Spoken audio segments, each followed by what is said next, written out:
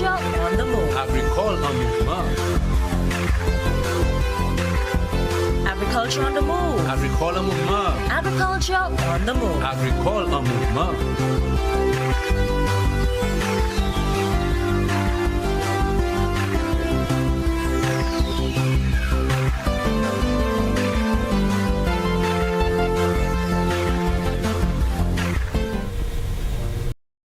Everyone, and welcome to the program Agriculture on the Move. My name is Philip Sidney, your host. Today with me is Steffi Ramin, who is the Crop Protection Officer attached to the Plant Research and Development Unit in the Ministry of Agriculture. Steffi, welcome to the program. Thank you for having me, Mr. Sidney. Great. Today we want to have a nice conversation on International Day of Plant Health. Of course, yes. Okay, tell us, what's the significance of that day?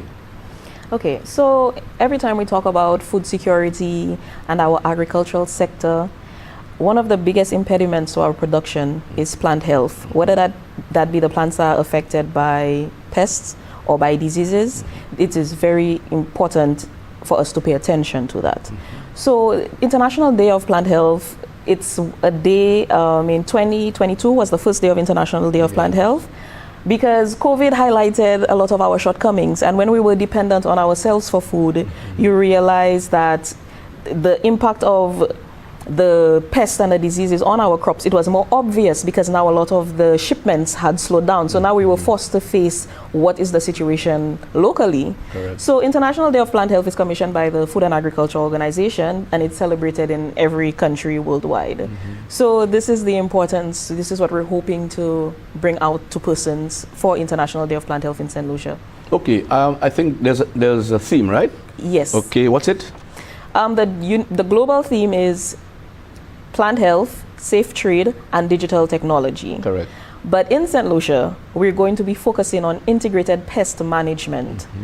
The reason for that is we're a very small island. I cannot do something on my farm and it doesn't affect you. Integrated pest management takes us away from our usual chemical usage. As you know, before anything, we ask, what chemical I can use for that. Chemicals have their place, but I think it's been overused in St. Lucia. Integrated pest management, it allows you to make a more informed decision. You look at the problem you're having, the crop you're cultivating, the environment, and then you make a set of decisions in terms of maybe rotating your crops might be a better option instead of spraying chemicals. Perhaps you need to use a different variety of that crop to reduce the chemical usage, the use of sexual pheromones to lessen the pest burden on the crop. So integrated pest management, it takes all those different practices into account, and it allows for a safer production for the farmer, because their health is at stake, the consumer, our health is at stake, and for the environment as well. Is that practiced here a while back now, or is there something new? It's not new. We've been implementing it in bits and pieces, but for the last 4 or 5 years, the Plant Research Division has really been trying to introduce farmers to the concept of insect trapping using pheromones. I believe about 5-6 years back when I joined the ministry, we had started with the sweet potato weevil pheromones, and they had been very successful because the same with integrated pest management, you study the pest. So this pest is more active during the dry season. So at that point, we increase pheromone trapping. During the rainy season, nature naturally suppresses the population. So we've started with that one. We also have pheromones for the diamondback moth in cabbage. We also used pheromones in the South American palm weevil trapping we had to do in Soufre, where we had some weevils attacking the coconut trees. So we've been implementing it in bits and pieces and encouraging farmers to use different methods, but from this year onward, we're going to be pushing it a bit more. Okay. For the average Joe Blow, what's the pheromones? Pheromones, it's this chemical. The body's it's in humans too. These are natural sexual chemicals that attract a mate, basically. So what we do is the pheromones, we get it from a company in Costa Rica. They synthetically or in a lab, they mimic the same scent that the insect would give off. So in terms of the sweet potato weevil, the scent mimicked the females. So all the male weevils thought it was a female in the plot.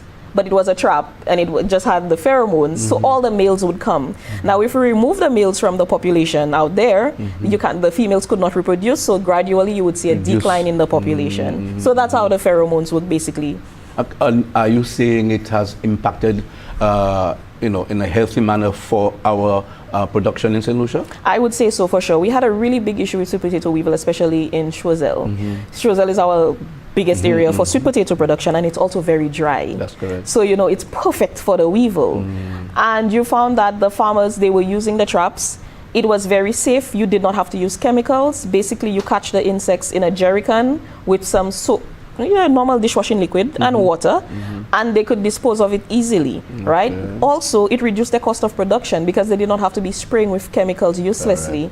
And they understood how the pest attacked the plants. So they were more aware of everything they were doing. We were doing a bit of research with them on which varieties were more suitable. We found those with more latex, or the milk under the skin when you cut it.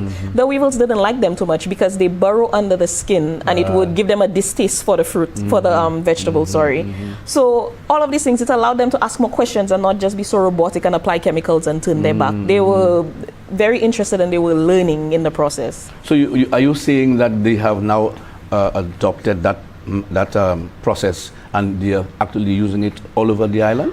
I am very familiar with the farmers in Choiseul using it up to a day like today. And I know the WUSC project as well. They've gone through a second round of introducing the sweet potato weevil trapping. So they are working around the island to continue retraining farmers and getting them into it. So we're making progress in making it a normal thing in St. Lucia. Okay. I was also told you also have plants that you all can intercrop with certain vegetables that will actually sway away pests from attacking. Is that? It happens. So it's not new to us. It's just your research and what you're growing. Crops like chives, marigold, these things, they're natural insect repellents. So we also always ask persons who do little vegetables like lettuce and celery to just line their borders with these crops. And you could do a simple Google search and find natural repellent crops, and you would just line your property with it, and the insects usually don't want to bother with them. It doesn't taste good, or maybe the smell is a deterrent. That is one way to tackle it. But Stephanie, International Day of Plant Health. Okay, I know you're zeroing on a number of things. However, the activities that you are now going to probably highlight on that day, are those activities carried out on a regular basis year-round, so the farmers are aware of those activities?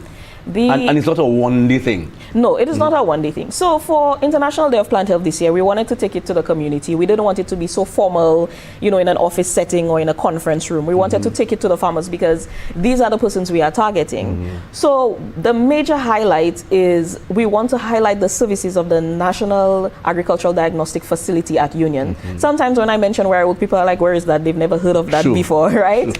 So this is an opportunity for us from the plant side of the building, because we have vet and livestock, we have engineering and research in the building. Correct. So this is an opportunity for plant research to showcase its laboratory support services to farmers. What that means is, when the farmers have an issue, they have an insect attacking the plants or a disease, or they need a soil sample, they can bring a sample to the lab. Correct. They could contact the extension officer who can bring the sample to the lab. Correct. So this is an opportunity for us to go out there and let them know, hey, it's here, it's free of charge. So call us, bring the materials, give us a call to come see what's the problem and see how we could help you. In addition to that, I know there will be some grafting tutorials on using the wild eggplant with tomatoes. One of the officers will be available showing the farmers how to do this, showing them the technique. And we will also be giving advice on the importation and the exportation of our agricultural produce. Because when we speak of International Day of Plant Health, trade is very important in protecting our plant health. I know when we travel, we see the fruit we never see before, or the plant, it looks so nice. We were tempted to sneak it into our bag and the seeds. This is very dangerous because they can have these microorganisms we don't even see. We cannot see with our naked eye. And we bring this into St. Lucia, and then we say the Ministry of Agriculture is not helping us. We have to do our part as citizens. When we travel, you contact the Plant Research Division, the quarantine unit, and you find out, hey, can I bring this in? And we will guide you through the process on what's the safest way to bring it in to protect our agriculture. Definitely. And as you mentioned this, are you all taking precautionary measures in educating the populace as far as bringing in plant and plant tissues in St. Lucia? We have been doing a lot of work at the ports of entry in particular, especially when you have the boats from our neighboring island coming in. This is where we have a lot of interceptions. So we have been focused on letting the public know, hey, there's a way to go about doing it. We tackle the schools as well, because they will grow up and they will travel and they will want to see things. So we let them know from early o'clock, hey, there is an appropriate way to do this. This is the risk we present to St. Lucia. Yeah. Yep. Diseases we've probably never had before, like remember when the giant African snail came in on the barge? These are things, that's how they can get into the country. So to keep us safe and to protect our food supply, everybody needs to play their part. So we will definitely be ramping up on those PSAs for food importation as well. And also, I know you'll have done a lot of work in terms of information dissemination to the public as far as the TR4. Yes. And bananas are yes, concerned. definitely. I know everybody's concerned because banana is our bread and butter. It's my favorite food. I think I'm the most worried. Yes. Yes. And every 2 years, it's like we get a new notification in this country. So we moved from Colombia to Peru to now Venezuela. So now, yes, we're on guard because we know there is movement between Guyana and Venezuela and Venezuela and Trinidad. So we have to protect our banana industry. We are looking into resistant varieties. We will be conducting trials on resistant varieties to have in stock just in case it gets here, that we could replace those plants that are dying on the farmers, the various holdings, and, you know, introduce new varieties. But we are asking people. But Steffi, it's a matter of time, eh? Yes, I know it's a matter of time. So I mean, we have to face it, you know. We do, yes, we do. Yes. We just have to taste our change our taste buds a little bit. Hopefully we get one that's better. But you know, we just that's the reality of the situation. So this plant health clinic is where exactly and when is going to happen? So we will be at the Babono Primary School opposite the Babono Police Station. We figured it's a very central location, so anybody can stop by. We will be there from about 10 a.m. to 2 on Wednesday, May 15th. So that will be next week, Wednesday. Correct.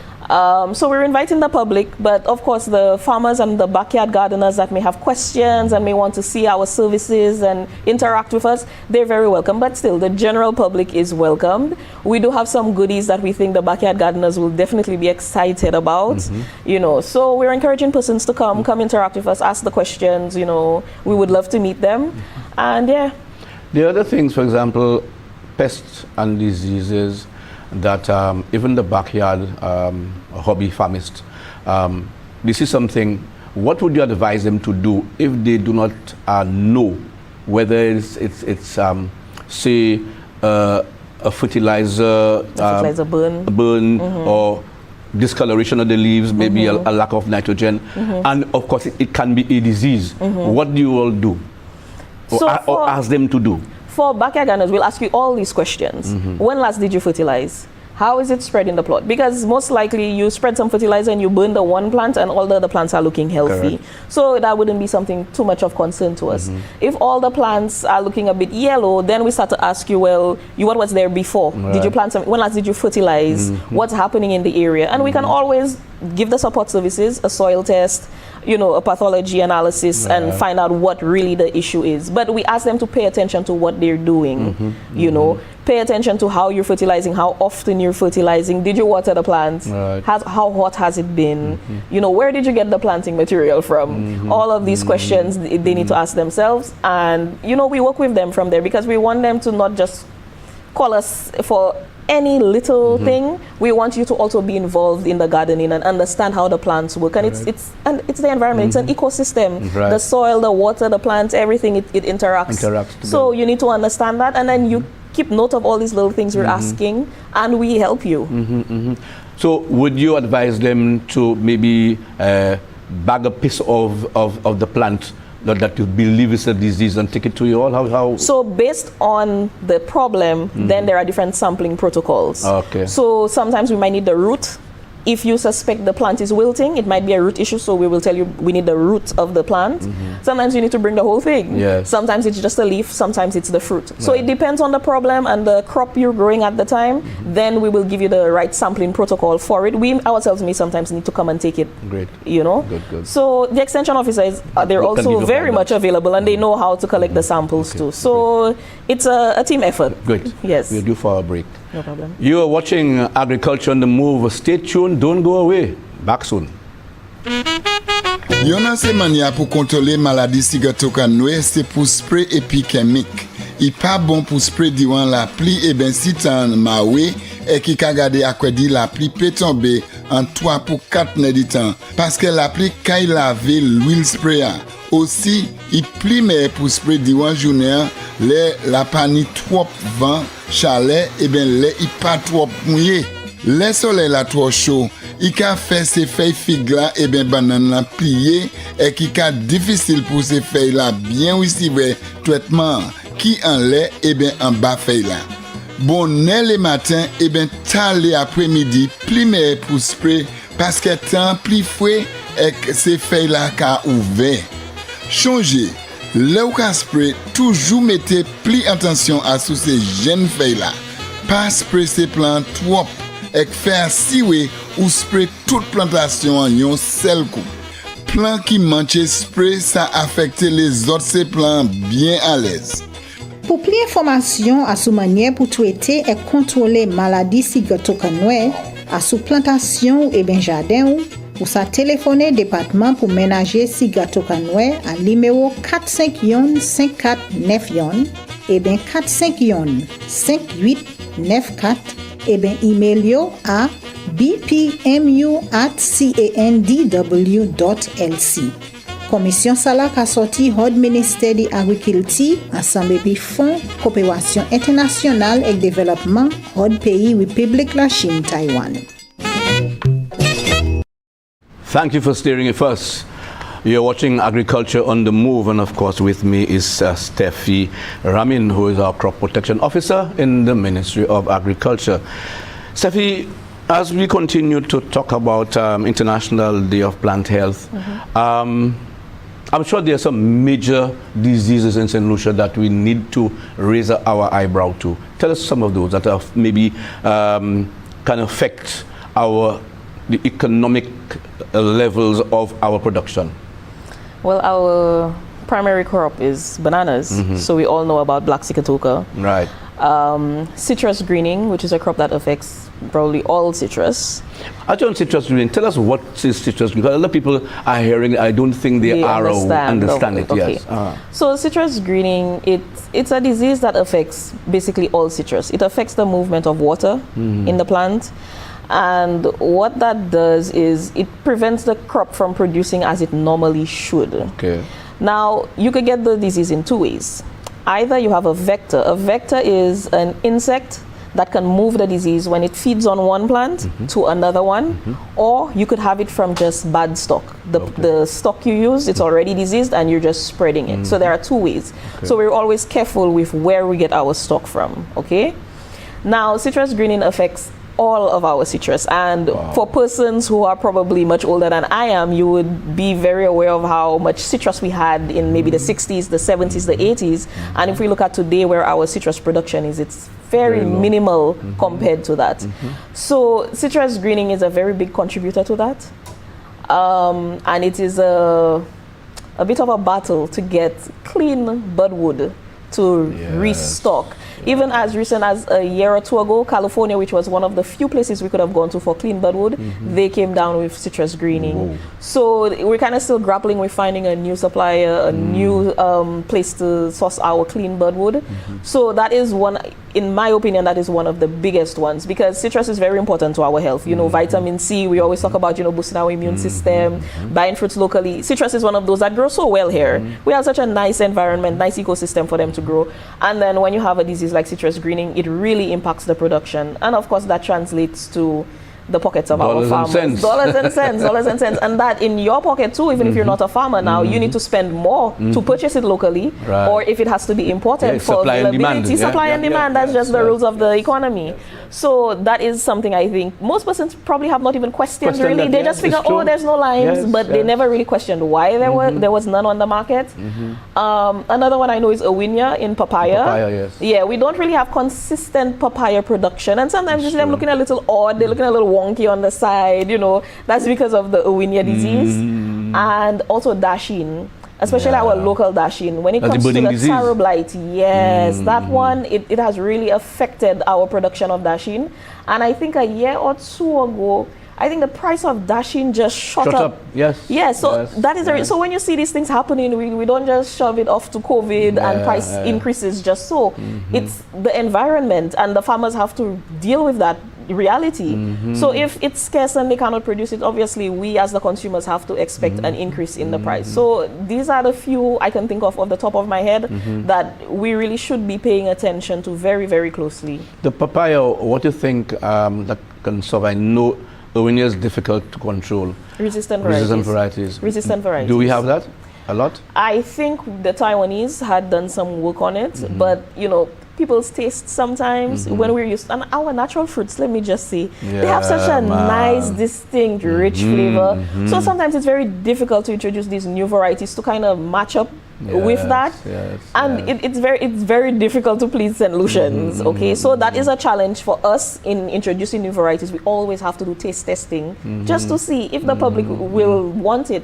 Because even if we introduce it, I cannot force a farmer to grow a commodity people will not buy. Correct. At the end of the day, it's dollars and cents. If people don't want it, there's no demand. It's a waste of the farmer's time. So with all of the crops I mentioned, resistant varieties are always at the top of the list to deal with them safely, but the taste is always the most important one. Yes.